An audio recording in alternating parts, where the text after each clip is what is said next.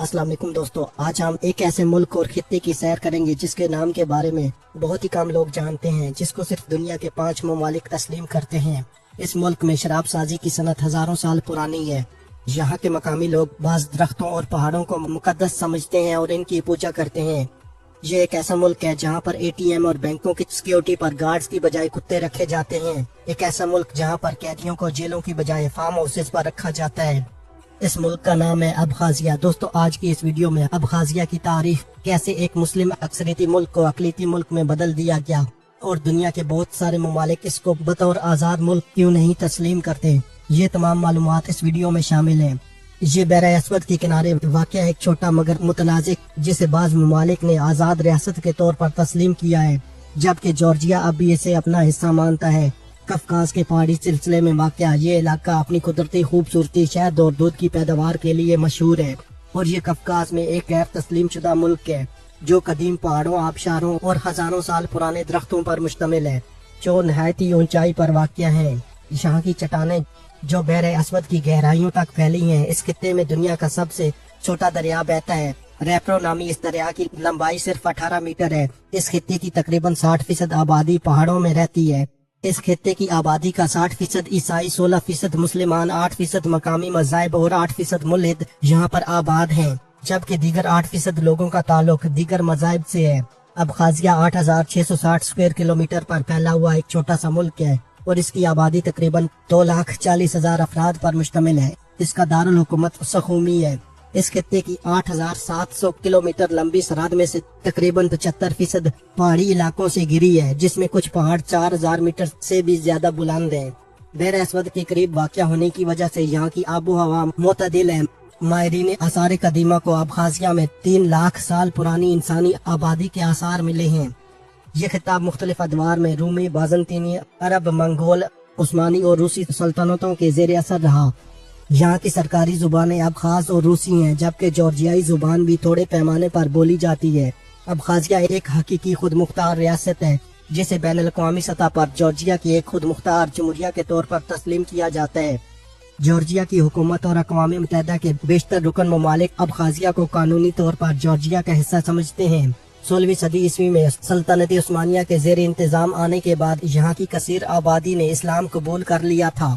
1810 میں روس نے ابخازیہ کو ایک خود مختار ریاست قرار دیا۔ روسی قبضے کے بعد یہاں کے مسلم باشندوں کو سلطنت عثمانیہ کی طرف ہجرت پر مجبور کر دیا گیا اور ایک مسلم اکثریتی خطے کو اقلیتی خطے میں تبدیل کر دیا گیا۔ رشین انقلاب کے بعد یہ خطہ جارجیا کے زیر اثر کر دیا گیا۔ 1921 میں رشین انقلاب کے بعد ابخازیہ کو خود مختاری دے دی گئی۔ 1991 سوویت یونین کے ٹوٹنے اور جارجیا کے آزاد ہونے کے بعد ابخازیہ نے 1992 میں اپنی آزادی کا اعلان کر دیا۔ اگست 2008 میں ابخازیہ اور روسی افواج نے جارجیائی افواج کے خلاف جنگ لڑی، جس کے نتیجے میں روس کی طرف سے ابخازیہ کو باضابطہ طور پر ایک آزاد ملک تسلیم کیا گیا۔ اس خطے کی معیشت سیاحت، زراعت اور شہد کی پیداوار پر مشتمل ہے۔ یہ خطہ پھلوں، شراب، چائے کی پیداوار کے لیے مشہور ہے۔ روس سالانہ اس ملک سے 1.5 ملین ٹن شہد برآمد کرتا ہے۔ اس قومی کی بندرگاہ یہاں کی سب سے بڑی بندرگاہ ہے۔ رشین دور میں ابخازیہ ایک اہم سیاحتی مقام تھا۔ ابخاز جنگ کے بعد یہاں کے تمام ساحلی ریزورٹس ویران ہو گئے۔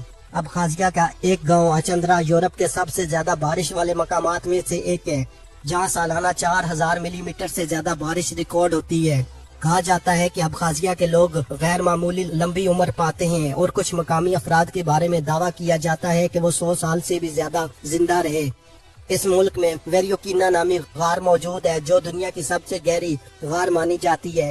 اس غار کی گہرائی 7,257 فٹ ہے۔ ابخازیہ کا اپنا قومی جھنڈا ہے، لیکن حیرت انگیز بات یہ ہے کہ اس ملک کے 2 قومی ترانے بھی ہیں۔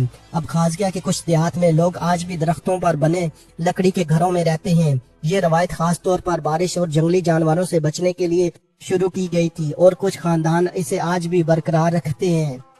یہاں پر دنیا کی منفرد ترین انگور کی بجائے شہد کی شراب تیار کی جاتی ہے۔ ابخازیہ کے پہاڑوں میں ہزاروں جنگلی گھوڑے آزاد گھومتے ہیں۔ کہا جاتا ہے کہ یہ گھوڑے کبھی مقامی کسانوں کی ملکیت تھے، لیکن جنگ کے بعد آزاد چھوڑ دیے گئے اور اب یہ جنگلوں میں خود زندہ رہتے ہیں۔ ابخازیہ میں عورتوں کی تعداد مردوں سے زیادہ ہے۔ اس کی बड़ी वजह 1992-93 की जंग है, जिसमें ज्यादातर नौजवान मर्द या मारे गए या मुल्क छोड़कर चले गए। अबखाजिया में कुछ जेलें ऐसी हैं जहां कैदियों को आम जेल की बजाय फार्म हाउसेज पर रखा जाता है। वो वहां खेती बाड़ी करते हैं और जानवरों की देखभाल भी करते हैं, जो एक मुनफरिद सजा का निज़ाम है। इस खित्ते के कुछ जंगलात में ऐसे दरख्त मौजूद हैं जो हवा के बगैर हिलते हैं। कुछ लोग इसे रूहानी मखलूकात का असर मानते हैं, जबकि साइंसदानों के मुताबिक ये दरख्तों के अंदर मौजूद पानी और जड़ों की खास बनावट की वजह से होता है। अबखाजिया के कुछ रवायती इलाकों में दुल्हन को अगवा करना शादी का एक हिस्सा समझा जाता है। अगर कोई मर्द किसी लड़की से शादी करना चाहे तो उसे अगवा करके अपने घर ले जाता है और फिर खानदान वाले दीगर मामला तय करते हैं। इस जमुहूरिया में साल में 220 दिन तक सूरज निकलता है। यहाँ पर एक लंबी और अजीम दीवार है। 160 किलोमीटर लंबी एक यादगार इमारत पर 2000 टावर्स मौजूद हैं। अबखाजिया की तकरीबन निस्फ आबादी पहाड़ों में रहती है। जमुहूरिया अबखाजिया में 3 बंदरगाहें मौजूद हैं। सखूमी की बंदरगाह इनमें सबसे बड़ी है, जहाँ पर 300 टन तक के जहाज लंगर अंदाज होते हैं। अबखाज जुबान का ताल्लुक शुमाल वस्ती कफकाज जुबानों से है। अबखाजिया में 1860 की दिहाई तक कोई तहरीरी जुबान इस्तेमाल नहीं होती थी।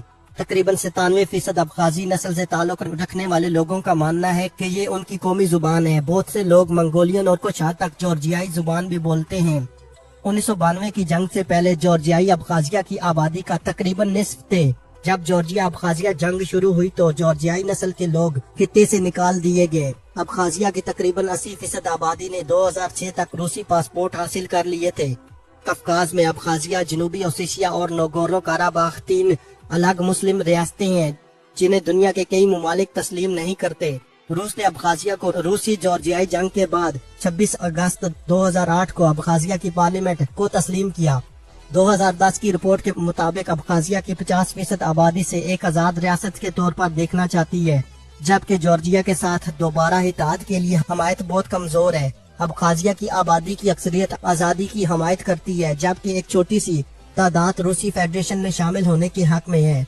जॉर्जिया के साथ दोबारा इत्तेहाद के लिए हमायत कम है, यहाँ तक कि तकरीबन 50% लोग अबखाजिया को एक आज़ाद रियासत रहने को तरजीह देते हैं, और इनमें से 20% से भी कम का ख्याल है कि अबखाजिया वापस जॉर्जिया या रूस में जम हो जाना चाहिए। अबखाजिया और जॉर्जिया के दरमियान अंगूरी पर वाक़या अंगूरी हाइड्रो इलेक्ट्रिक पावर स्टेशन के जरिए इस खित्ते को बिजली फराहम की जाती है, और इस बिजली को दोनों ममालिक मुश्तरका तौर पर इस्तेमाल करते हैं।